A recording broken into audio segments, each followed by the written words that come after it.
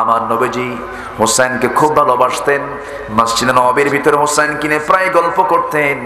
একদিন গল্প করতেছেন, কোন সাহাবী তার সামনে হোসেনকে নিয়ে একাকী গল্প করছিলেন।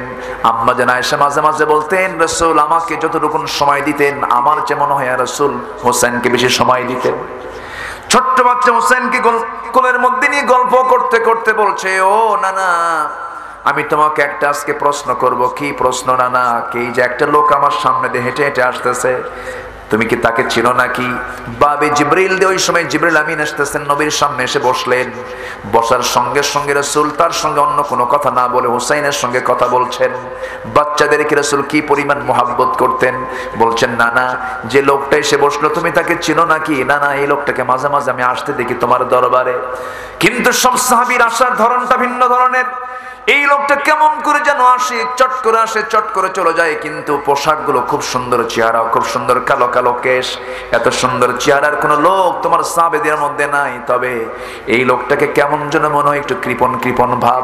কেন? কোন সাহাবী তোমার দরবারে আসলে কেউ খালি হাতে আসে না।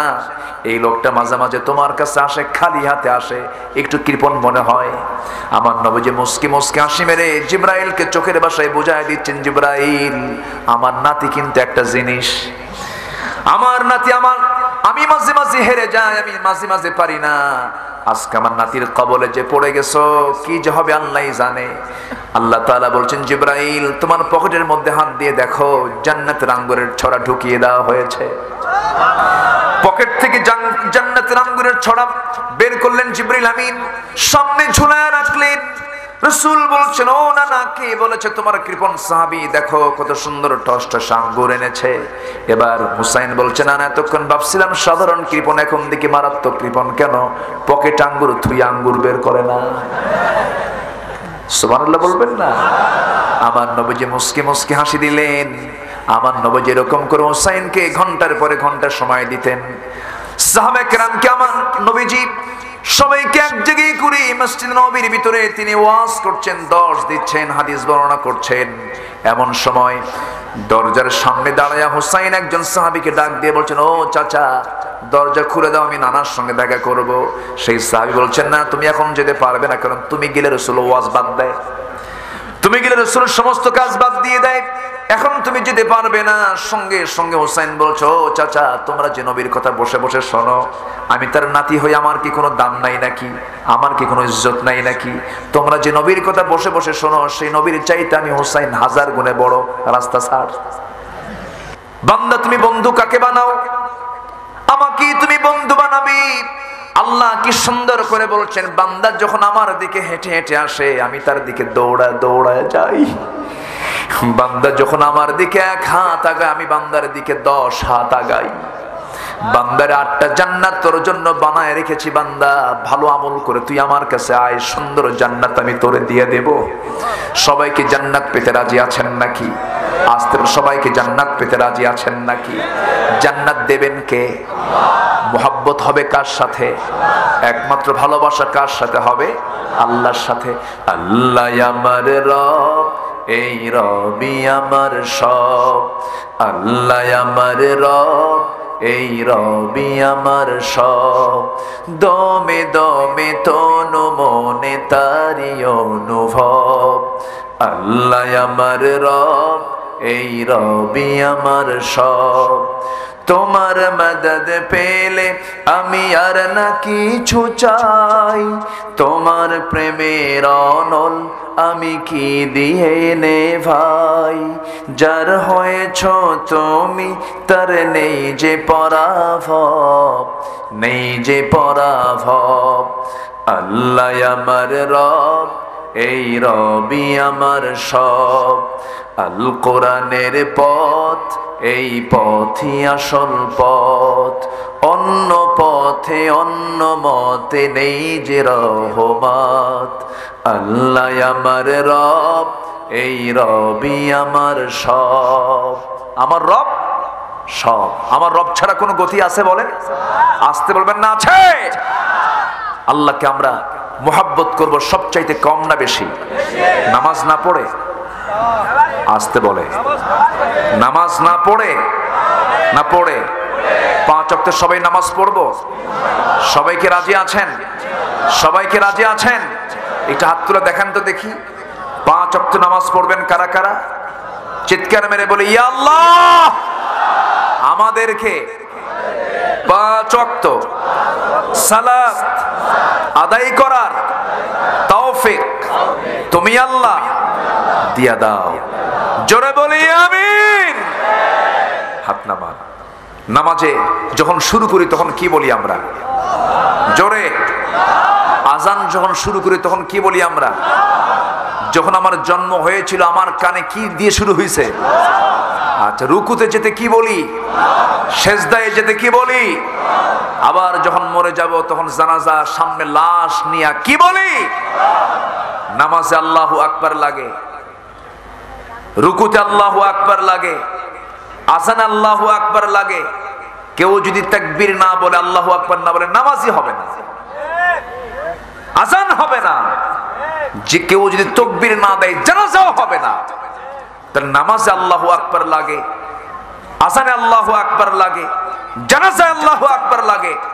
সমাজে যারা আল্লাহু আকবার বলতে বাধা দেয়, এদের সমস্যা কি? আসতে কন কেন? কি সমস্যা আছে না নাই? সমাজে আল্লাহু আকবার চালু হলে বোতল বন্ধ হবে, বোতল। সমাজে আল্লাহু আকবার চালু হলে জেনার কারবার বন্ধ হবে। সমাজে আল্লাহু আকবার চালু হলে জেনার কারবার বন্ধ হবে, সুদের কারবার বন্ধ হবে, জুয়ার কারবার বন্ধ হবে। এই জন্য ওরা বলে আল্লাহু আকবার নাকি দলীয় স্লোগান। যারা এই জাতীয় কথা বলে ওদের জন্য আমরা স্পষ্ট ভাষায় এটাই জানিয়ে দিতে চাই, যেহেতু এটা তোমরা নির্দিষ্ট দলের বানিয়ে দিয়েছ, অতএব ওদের জানাজা হবে, তোদের জানাজা আল্লাহু আকবার না দিয়া কুত্তা বিলাইয়ের মতো বিদায় করা দরকার। রাজি আছেন কারা কারা? হাত উঁচু করে দেখা।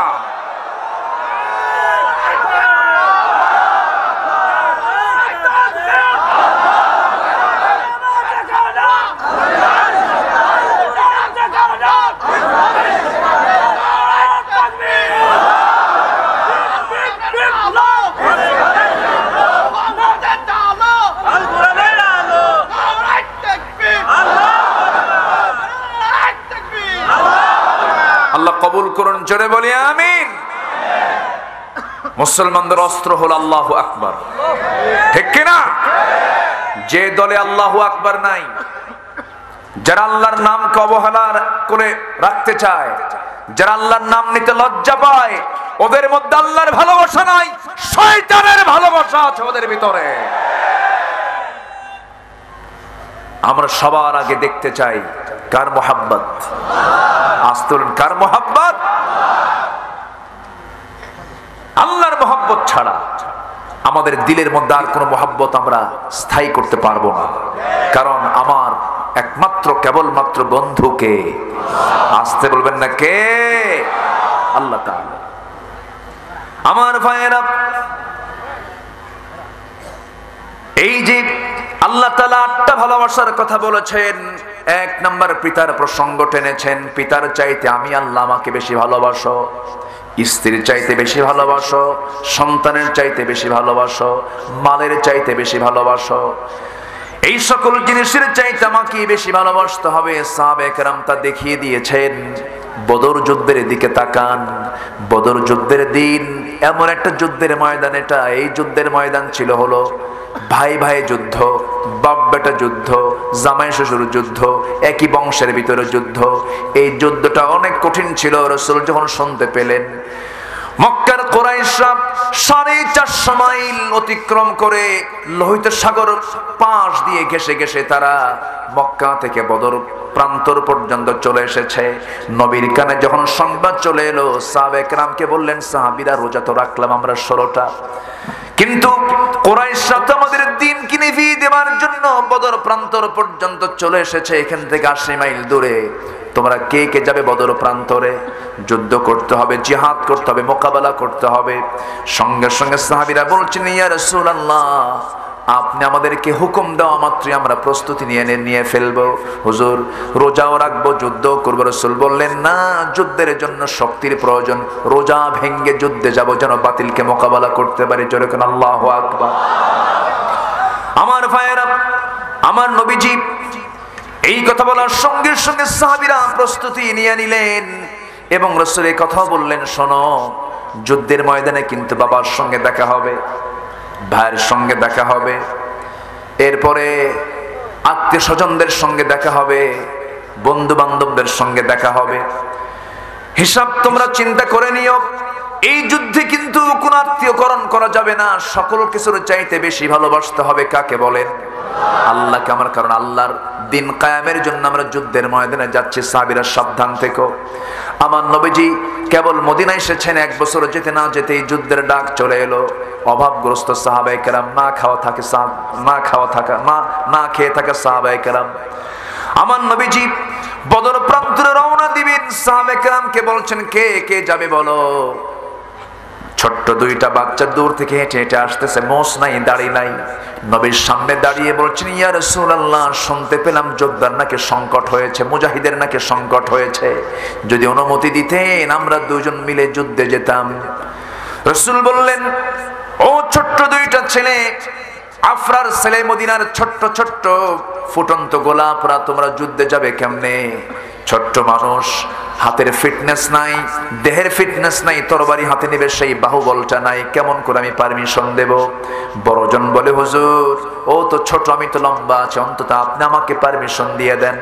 ছোটজন বলে, ইয়া রাসূলুল্লাহ, ও শুধু এমনি লম্বা হয়েছে, গায়ে তেমন শক্তি নাই, শক্তি আমার গায়ে। জোরে কোন সুবহানাল্লাহ। ছোট্টজন যখন এই কথা বলল, রাসূল বললেন, বুঝবো কেমনে? ও সাহাবীরা কেমন করে বুঝবো কার শক্তি কম কার শক্তি বেশি? ছোটজন বলল, হুজুর মারামারি লাগায় দেন। রাসূল বললেন, ঠিক আছে, 2জন দেখি কুস্তি লাগো, কে পারে? নবীজি খুব মজার মানুষ ছিলেন, জোরে কোন সুবহানাল্লাহ। ছোট ছোট বাচ্চাদের সঙ্গে যখন কথা বলতেন তখন তিনি রাসূল বাচ্চা হয়ে যেতেন। কি হয়ে যেতেন?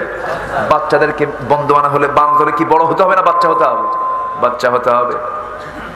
রাসূল মিশে যেতেন। কোন শিশু আকর্ষণীয় খেলা খেলতেছে, রাসূলকে দেখেছে, খেলা বাদ নবীর সাথে, সুবহানাল্লাহ। রাসূলও খেলতেন বাচ্চাদের সাথে। রাসূল সিজদায় চলে যান। হুসাইন রাদিয়াল্লাহু তাআলা আনহু নবীর ঘাড়ের উপরে সিজদা অবস্থায় নবীর ঘাড়ের উপরে বসে থাকে। রাসূল নড়েন না, চড়েন না, যতক্ষণ পর্যন্ত হুসাইন না ওঠে আমার নবীজি ওই জায়গায় থাকেন, সিজদার মধ্যে থাকেন, তাসবিহ পড়েন।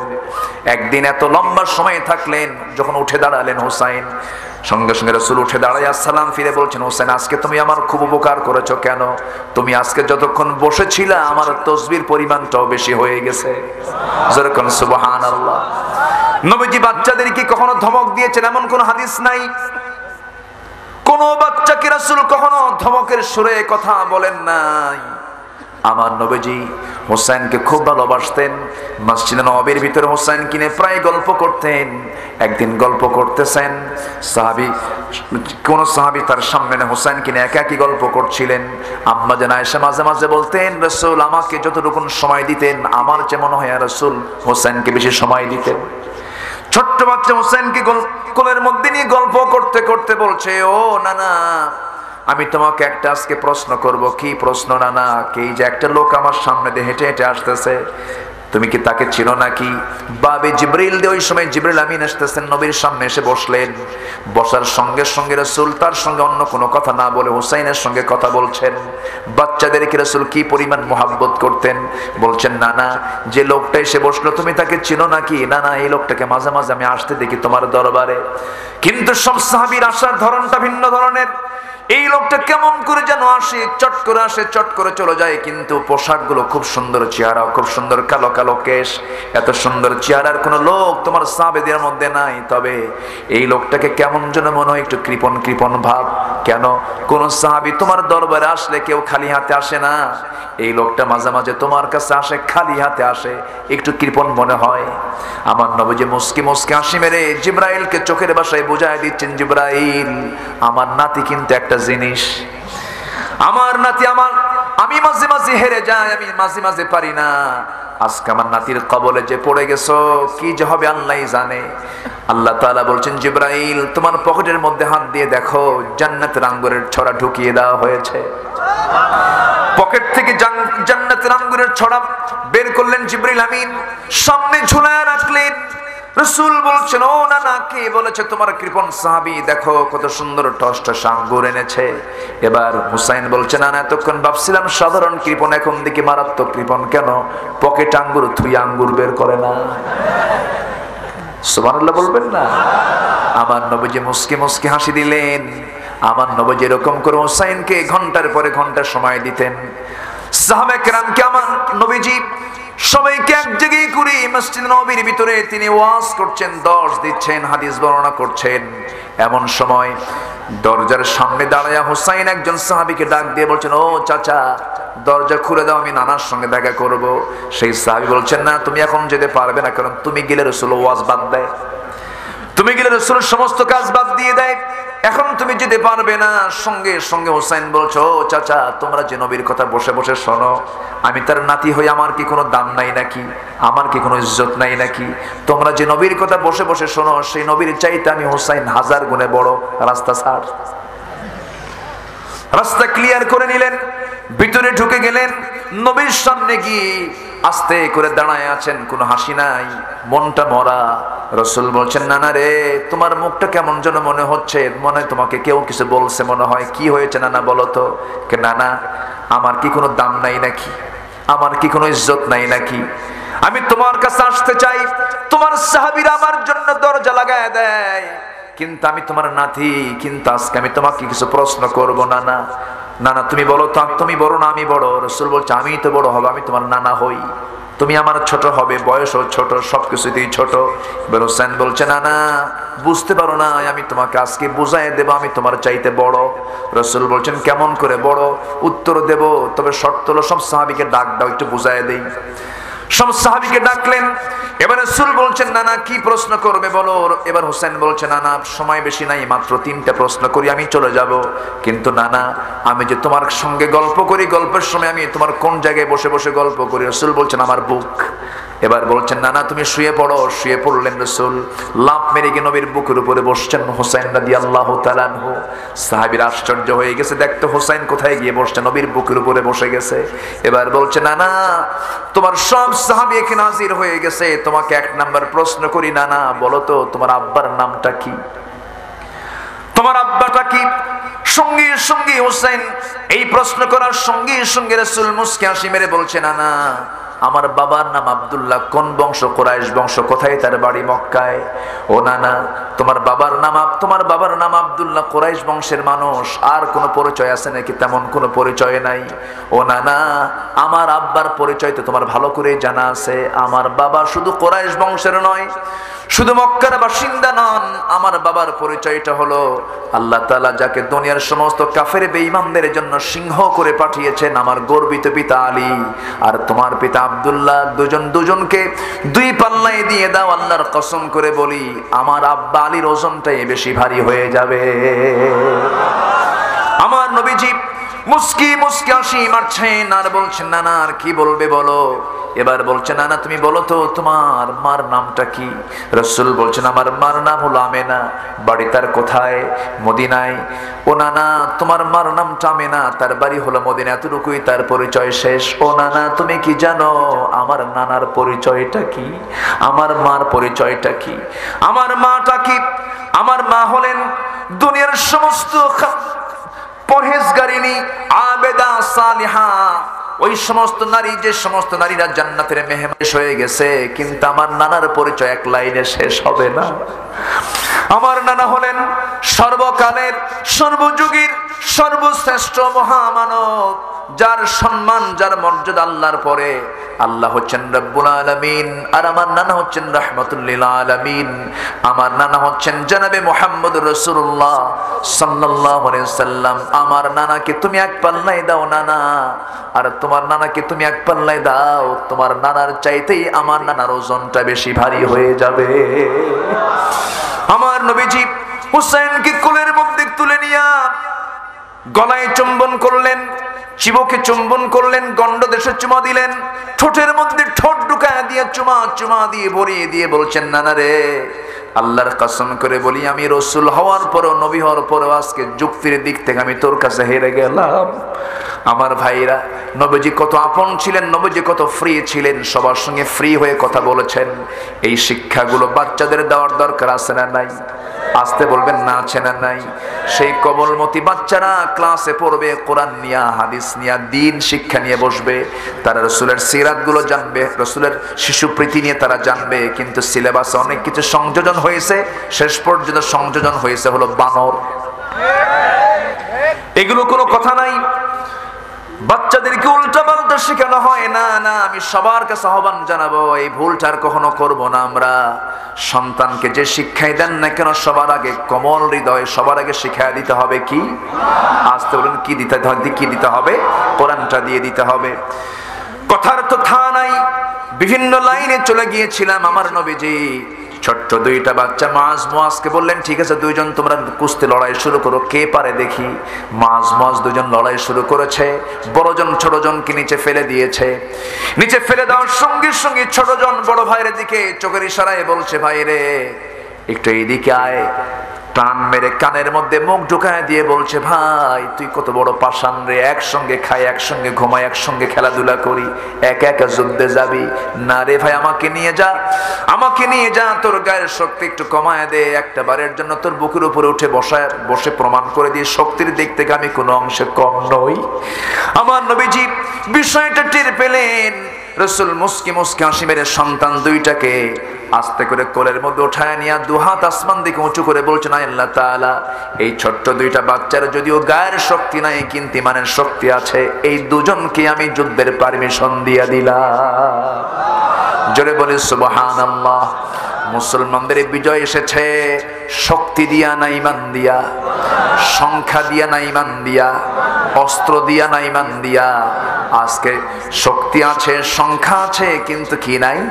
ইমানটা নাই। ইমানটা আমরা 10 টাকায় বেচে দেই, 10 টাকায় আমরা ইমানটা বেচে দেই। ইমানটাকে এত সস্তা বানায় ফেলেছি, ইমানটা যখন তখন আমরা বিক্রি করে ফেলে দেই। ইমানটা বিক্রি হয় কেমনে? আমানতের খেয়ানত হলে বিক্রি হয়ে যায়, ওয়াদা ভঙ্গ হয়ে গেলে বিক্রি হয়ে যায়, এরপরে নামাজটা ছেড়ে দিলে পরে ইমানটা নষ্ট হয়ে যায়। এই সমস্ত কাজগুলো আমরা করব না। আমার ভাইয়েরা, এই ছোট্ট দুইটা বাচ্চা যখন পারমিশন পেয়ে গেছে, বদর যুদ্ধের ডাক চলে এলো। সাহাবে কেরাম রওনা দিয়েছেন। রমজান মাস কি মাস বলেন? কি মাস? আমি কি আলোচনা শেষ করে দেব?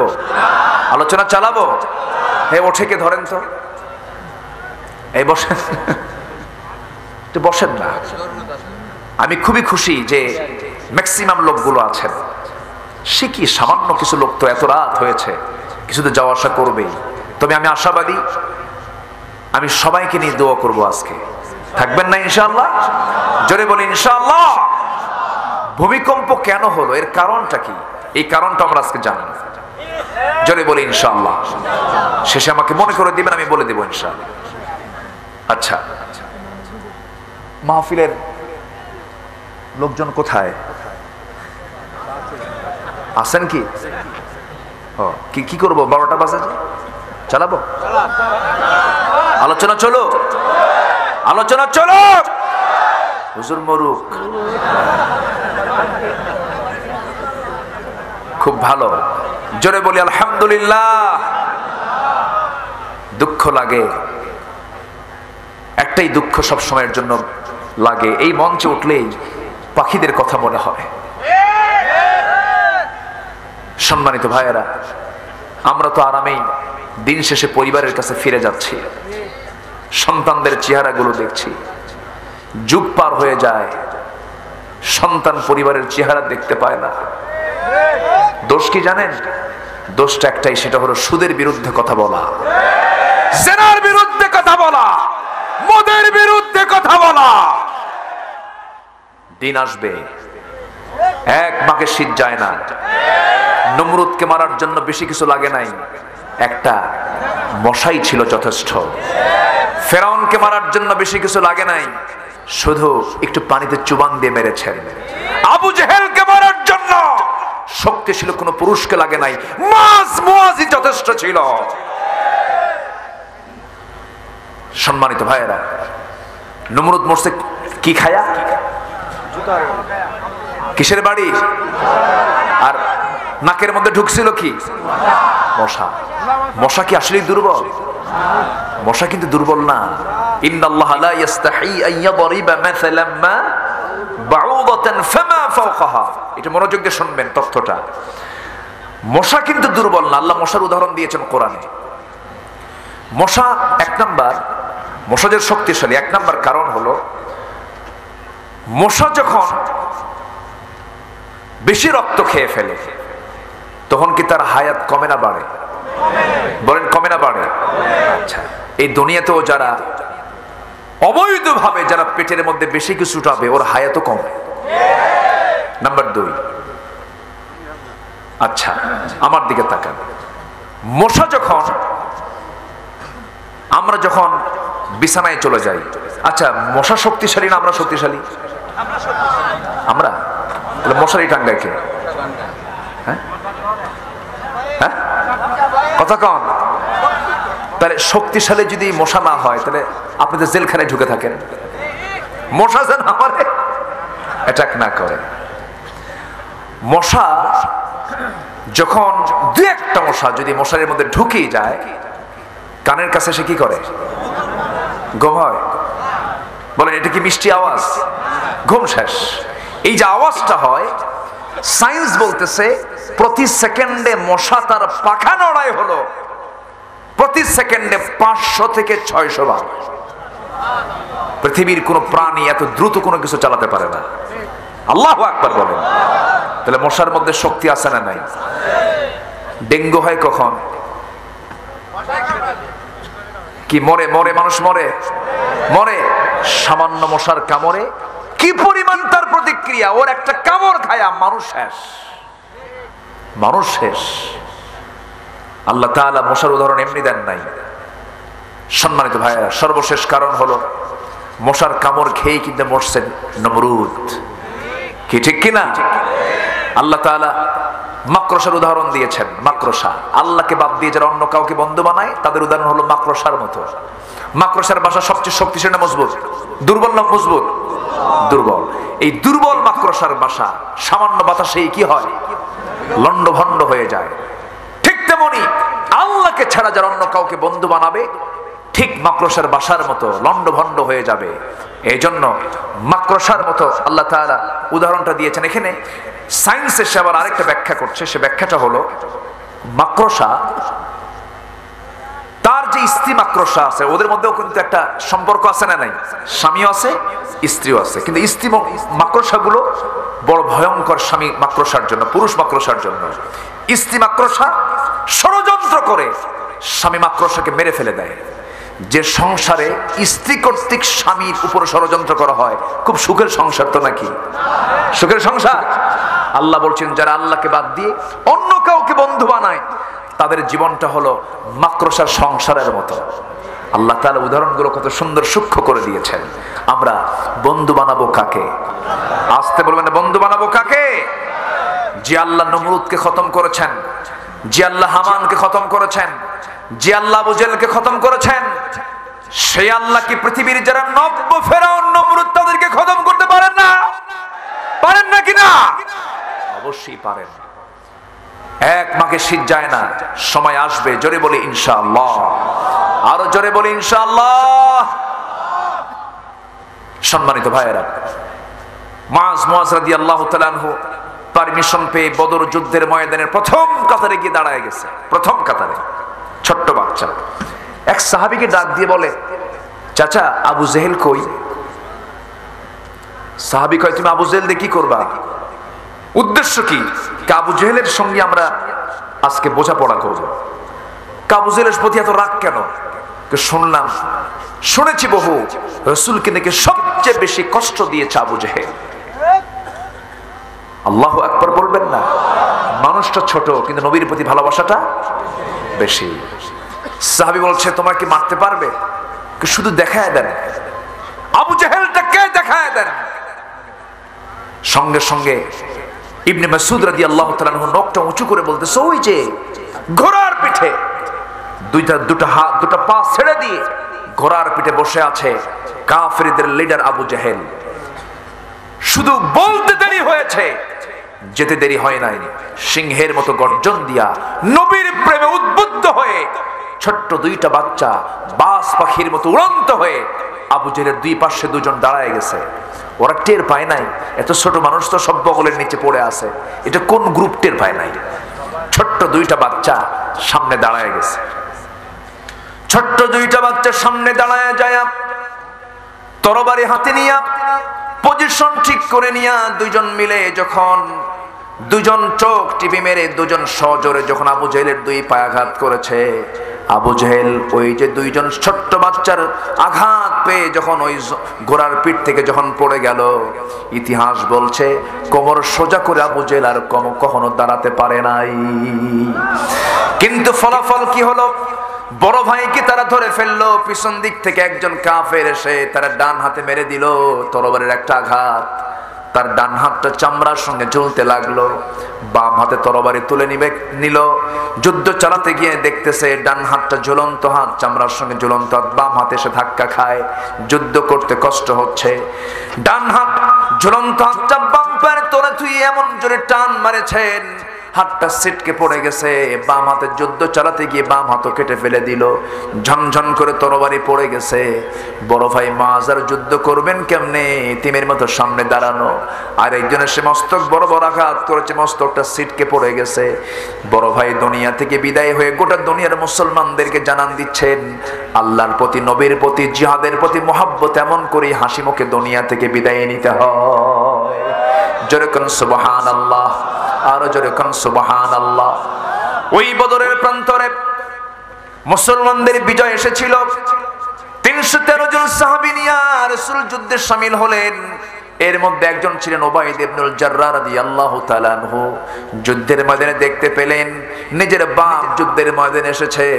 রাসূল সেই সময় তো বলেই দিয়েছেন সাহাবীরা নিজের বাপকে দেখবে, ভাইকে দেখবে, সাবধান, শত্রু মনে করে জিহাদ করবে। উবাইদা নিজের বাপকে যখন দেখতে পেলেন, বাল্য স্মৃতি মনে হয়ে গেছে, হারি এই বাবার পিঠে, বাবার কোলে আমি বড় হয়েছি, বাপকে আমি কেমন করে আঘাত করি। তরবারিটা একটু ঘুরায় নিলেন, ইউ টার্ন করে ফেরত আসলেন। মনে মনে চিন্তা করলেন, আহারে আমি যদি আমার বাপকে মারি, বাপ তো মরে যাবে। কিছুক্ষণ পর আবার মনে হলো, না না, বাবার চাইতে বেশি মহব্বত থাকতে হবে কার? বাবার চাইতে বেশি মহব্বত থাকতে হবে নবীর উপরে, বাবার চাইতে বেশি মহব্বত থাকতে হবে জিহাদকে বেশি মহব্বত করতে হবে। ওয়া জিহাদিন ফি সাবিলিহি।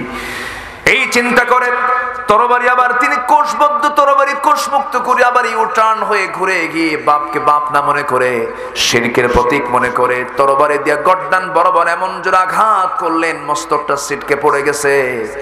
বাপ দুনিয়া থেকে বিদায় নিয়ে নিল। সাহাবে কেরাম আল্লাহু আকবার বলে উঠল, মুসলমানদের বিজয় হয়ে গেছে। সাহাবে কেরামদের মুখে মুখে হাসি, ওবায়দার মুখে কোনো হাসি নাই। রাসূল বলছেন, ও সাহাবীরা, আমার ওবায়দা ডুকরে ডুকরে কাঁদে কেন? কি হয়েছে হুজুর? ওবায়দার বাপ আজকে যুদ্ধে মারা গেছে। কে মেরেছো তোমরা? তার বাপকে মেরে ঠিক করো নাই। আমার প্রিয় সাহাবী ওবায়দার বাপকে তোমরা কে মারলে? একজন বলছে, হুজুর আমরা তো মারি নাই, ওবায়দা নিজেই তার বাপকে দুনিয়া থেকে বিদায় করে দিয়েছে। সঙ্গে সঙ্গে রাসূল দুটো হাত আগায় দিয়ে বলছে, ওবায়দা আমার বুকের মধ্যে আয় রে ওবায়দা, আমার বুকের মধ্যে আয়। বুকের মধ্যে জড়িয়ে ধরে বলছে, ওবায়দা আজকে তুই তোর বাপকে দুনিয়া থেকে বিদায় করে দিয়া, শিরকের প্রতীক মনে করে বিদায় করে দিয়া প্রমাণ দেখালি, আয়াতের বাস্তবায়ন করলি। তুই তোর বাবার চাইতে, তোর ভাইয়ের চাইতে, সকল কিছুর চাইতে তুই আল্লাহকে, রাসূলকে, জিহাদকে বেশি ভালোবাসিস। আল্লাহর 8টা জান্নাত ওবায়দা তোর জন্য অপেক্ষা করতেছে। জোরে কোন সুবহানাল্লাহ। ভালোবাসবো আমরা কাকে? ভালোবাসবো আমরা কাকে? নাম্বার 2 হচ্ছে মুহাম্মদ সাল্লাল্লাহু, নাম্বার 3 হলো জিহাদকে। নাম্বার 3 কি বলেন? জিহাদকে। আল্লাহ তাআলা বলছেন এই 3টি কাজকে যদি, এই 3টি ভালোবাসাকে যদি বেশি না ভালোবাসতে পারো তাহলে কি হবে? ফাতারাব্বাসু হাত্তা ইয়াতিয়াল্লাহু বিআমরি। অপেক্ষায় থাকো, আল্লাহর কিন্তু ফয়সালা চলে আসবে, আল্লাহর শাস্তি চলে আসবে। এই জন্য আমরা এই আয়াতের অনুকূলে জীবনটা সাজাবো। জোরে বলি ইনশাআল্লাহ, আরো জোরে বলি ইনশাআল্লাহ, আরো জোরে বলি ইনশাআল্লাহ। যাচ্ছেন কেন? একটু বসুন না সম্মানিত ভাইয়েরা। হ্যাঁ, ও ভূমিকম্প, আচ্ছা বসেন, একটু বসেন। আমাকে উঠায় দেওয়া লাগতো 9টার দিকে, সর্বোচ্চ 10টায় উঠায় দিলে ভালো হতো। মাহফিলটা মাদ্রাসা কেন্দ্রিক, বলি আলহামদুলিল্লাহ। অনেক কিছু আপনারা দান করেছেন। 4টা ডিমের দাম কত উঠছে? এ কি কম কথা? এটা বিশাল রেকর্ড। তো এটা গ্রিস বুকে এটার নামটা ওঠা দরকার, যে 4টা ডিমের দাম 30,000 টাকা দিয়ে একজন নিয়ে নিছে। আলহামদুলিল্লাহ বলে। ভালো ভালো কাজে কম্পিটিশন হওয়া দরকার আছে না নাই? আচ্ছা, যারা চলে যাচ্ছেন তাদের মনে হয় আব্বা আম্মা নাই নাকি? আব্বা আম্মা তো থাকে, দোয়া দরকার আছে না? তা আব্বা আম্মার জন্য তো দোয়া করবো। সবাই বসেন, আমিও যাবো, আপনিও যাবেন। আমার বাড়িতে সবচেয়ে দূরে, আমি তো দূরে যাব, আপনি তো বাড়িতে চলে যাবেন, আমরা একসঙ্গে দোয়া করবো। জোরে বলি ইনশাআল্লাহ। সম্মানিত ভাইয়েরা, ভূমিকম্পের কিছু কারণ আছে। ভূমিকম্পটা কেন হয়, কি জন্য হয়? প্লেট নাকি সরে যায়, এটা মানে যারা গবেষক, যারা ভূতত্ত্ববিদ, তারা বলে যে এটা প্লেট সরছে, এটা সরছে এই কারণে, এই কারণ। কিন্তু না, শরীয়তের দৃষ্টিকোণ থেকে এই ভূমিকম্প হওয়ার মোটামুটি 4টা থেকে 5টা কারণ আছে। শুনবেন? আগ্রহ কি আছে আপনাদের? তাহলে এই 4টা কারণ শুনলে কি ওই 4টা অপকর্মকে আমরা করব? ওই 4টা অপকর্মকে আমরা করব? করব না। সম্মানিত ভাইয়েরা, একটু মাহফিল কমিটি আমাকে আরজ করেছিলেন যে আপনার মুখ থেকে কিছু বললে এখানে আমাদের কিছু স্থায়ী ব্যবসায়ী আছে। সরোজগঞ্জের বাজার কিসের বাজার? ব্যবসার বাজার। আমি তো মনে করি, আমি যখন ঢুকলাম মনে হলো এটা কি থানা শহর না জেলা শহর, মানে এত উন্নত হয়ে গেছে। আমি আজ থেকে আরো 13 বছর আগে না 12 বছর আগে আমি এসেছিলাম, আসছিলাম না? হ্যাঁ, স্কুল মাঠে কিরণগাছি গ্রামে আমি এসেছিলাম।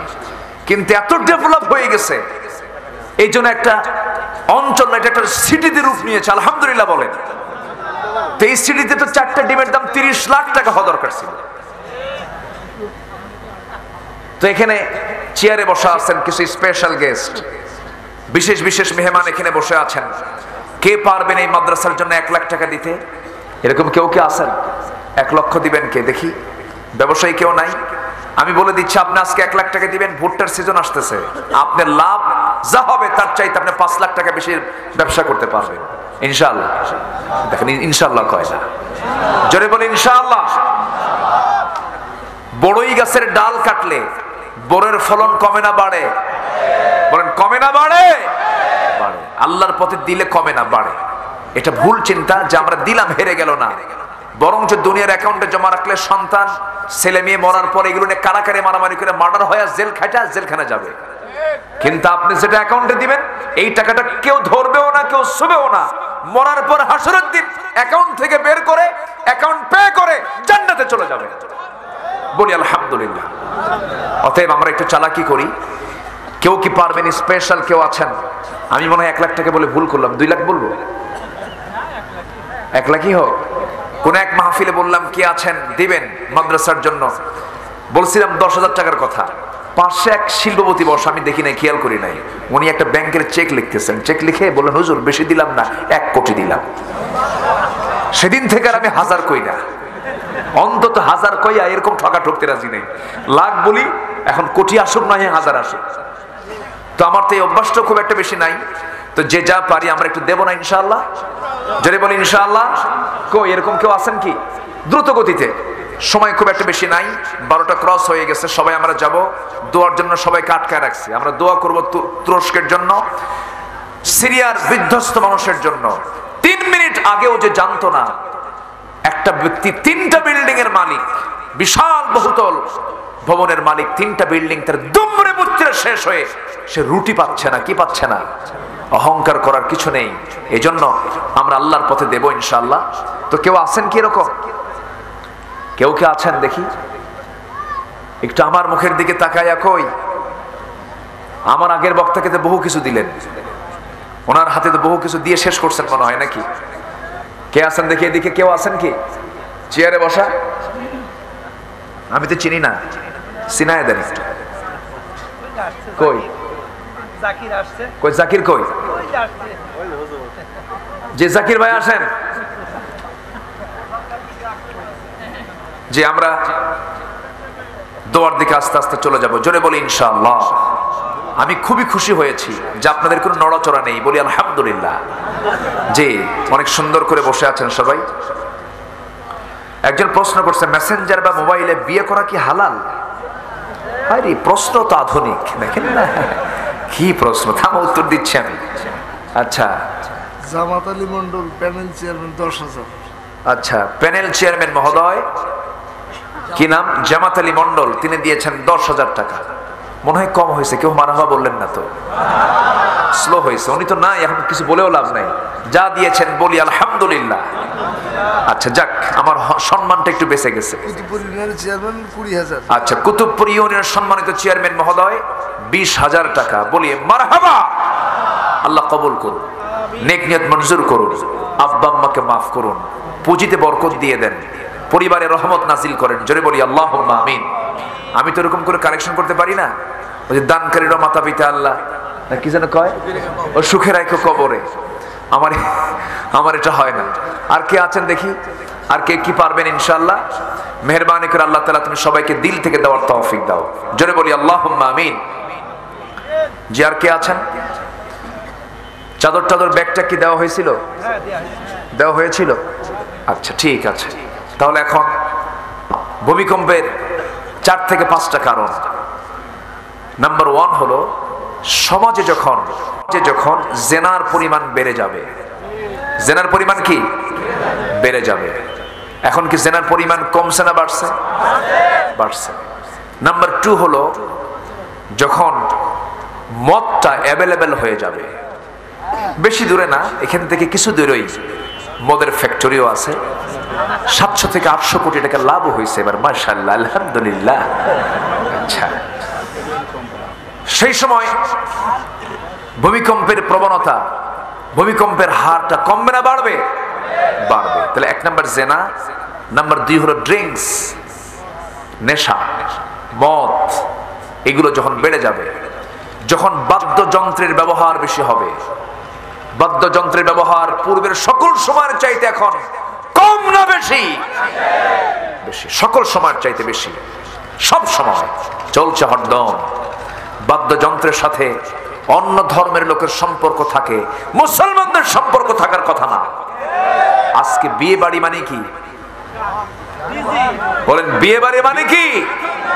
এটা মুসলিম পরিবার মনে হয় না।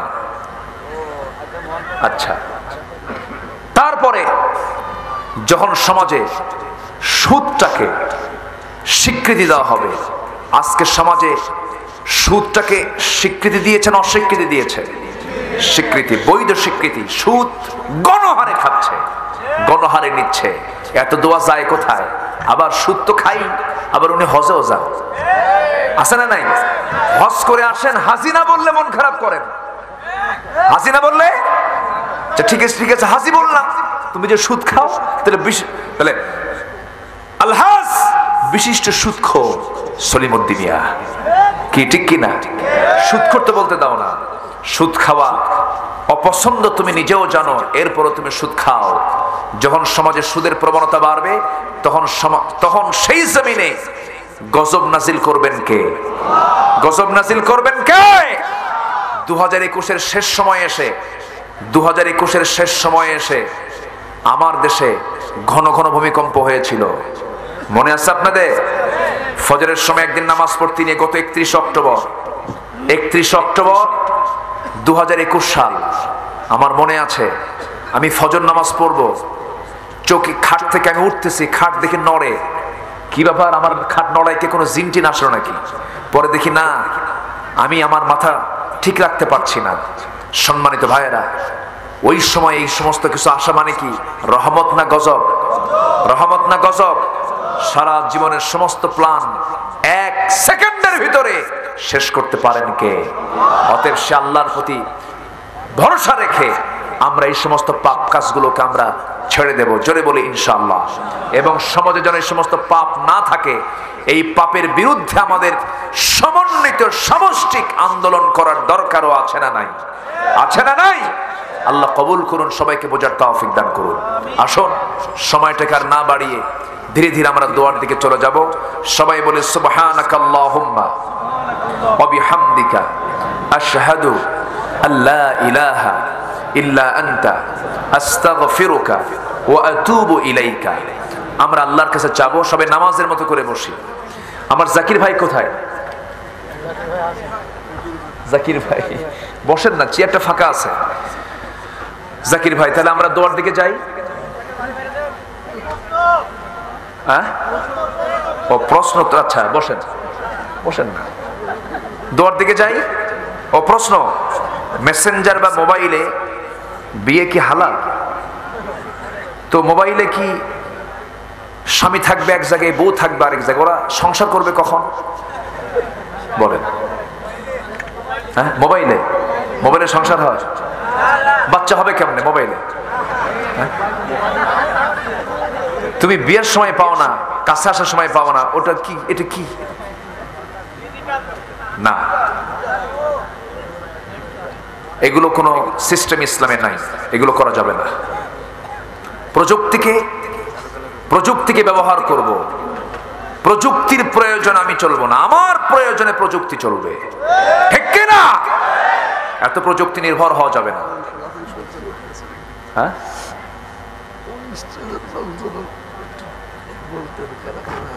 আছে মঞ্চে বসে আছে, দেওয়ার মতো আছে।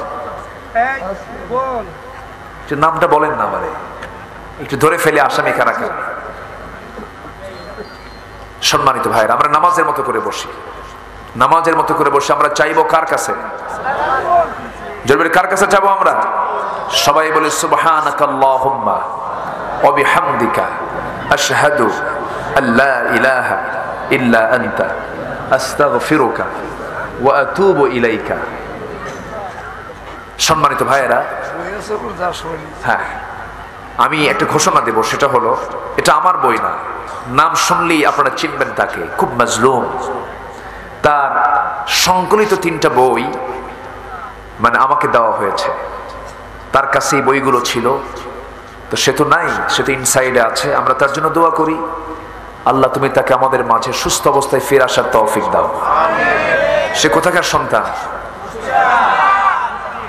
আপনি কোথাকার সন্তান? কিসের চুয়াডাঙ্গা? সবই কুষ্টিয়া। কি এখন না হয় একটু ভাঙছেন, কিন্তু একই তো ভাষা, কথা, সংস্কৃতি সব এক। আবার সেই মাজলুম পাখিটা আবার কিন্তু আপনাদের চুয়াডাঙ্গার জামাই, জানেন কি? আপনারা জানেন? তাহলে সব মিলেই তো কাছাকাছি মানুষ। জি জি জি জি, আলহামদুলিল্লাহ। তো তার 3টা বই আছে, আমার স্নেহধন্য, আমি তাকে খুব স্নেহ করি, ভালোবাসি। তো তার 3টা বই আছে। নামাজ আদায় পদ্ধতি, মুসলমান কখন কাফের হয়ে যায়, কথাটা কিন্তু খুব গুরুত্বপূর্ণ। ঈমান আনার পদ্ধতি, এই 3টা বই আপনারা সংগ্রহ করতে পারবেন। বই কিনলে কেউ দেউলিয়া হয় না। বইয়ের উপকারিতা আছে না নাই বলেন? আচ্ছা, এই 3টা বই আপনারা যদি একসঙ্গে নিতে চান, কত করে? আচ্ছা, বইগুলো আচ্ছা মঞ্চে পাওয়া যাবে। বই এখন তো অনেক দাম হয়ে গেছে, সবকিছুই দামি হয়ে, 100 টাকা করে একটা বই আপনারা পাবেন। ঈমান আনার পদ্ধতি, তার শ্যালক। এই তুমি দাঁড়াও তো একটু, আবু বকর, যে এটা হচ্ছে আমির হামজার শ্যালক। সে তো মোটামুটি বডি এমন, আমার গায়ে তো কোনো কিছু নাই, দেখেন না, হাড্ডিও যদি আমার ধরে, আমার তো খুঁজেই পাওয়া যাবে না। তো যাই হোক, আমি কি বলে, আবু বকর সিদ্দিক সে বইগুলো নিয়ে আসছে, আলহামদুলিল্লাহ। তো বইগুলো যদি আপনারা নিতে চান, সে বইগুলো এমনি বাড়িতে পড়ে আছে, বইগুলো ও থাকলে হয়তো বইগুলো চলে যেত। তো এই বইগুলো পড়ে থাকা ভালো না পড়া ভালো? তেমনি নিয়ে যাবেন না কিছু দিয়ে নিয়ে যাওয়া দরকার? একটু নিয়ে যাবেন, জি, এতে উপকৃত হবে তারা। তো আমরা সবাই মেইন গেট, হ্যাঁ গেটেও আছে, মহিলা গেটেও আছে, মহিলারাও পাবেন, তারাও নিতে পারবেন। যে মুফতি আমির হামজার 3টা সংগ্রহিত এখানে বই আপনারা পাবেন। মঞ্চে মনোযোগের পর আপনারা নিয়ে যাবেন, মহিলাদের গেটও আপনারা পাবেন। আল্লাহ তুমি সবাইকে দ্বীনের জ্ঞান অর্জন করার তৌফিক তুমি আল্লাহ দিয়ে দাও। আসুন আমরা আল্লাহর কাছে চাবো। জাকির ভাই, আপনি দোয়া করে দেন। হ্যাঁ, আমি দোয়া করবো? জি, আসুন আমরা আল্লাহর কাছে চাবো, আপনি দোয়া করেন মুরব্বী। আচ্ছা জি, আসুন আমরা আল্লাহর কাছে চাবো। আল্লাহুম্মা আমিন। ربنا ظلمنا أنفسنا أنفسنا وإن لم تغفر لنا وترحمنا لنكونن من الخاسرين لا تزغ قلوبنا بعد إذ هديتنا وهب لنا من لدنك رحمة إنك أنت الوهاب হাজারো মুসলমান নরনারীকে নিয়ে তোমার কালামকে সামনে রেখে ও আল্লাহ কিছু আলোচনা করার চেষ্টা করেছি। প্রকৃত মুহাব্বত ভালোবাসা কার সঙ্গে হওয়া দরকার এই বিষয়ে কিছু কথা বলেছি। তোমার ভালোবাসা, তোমার নবীর প্রতি মুহাব্বত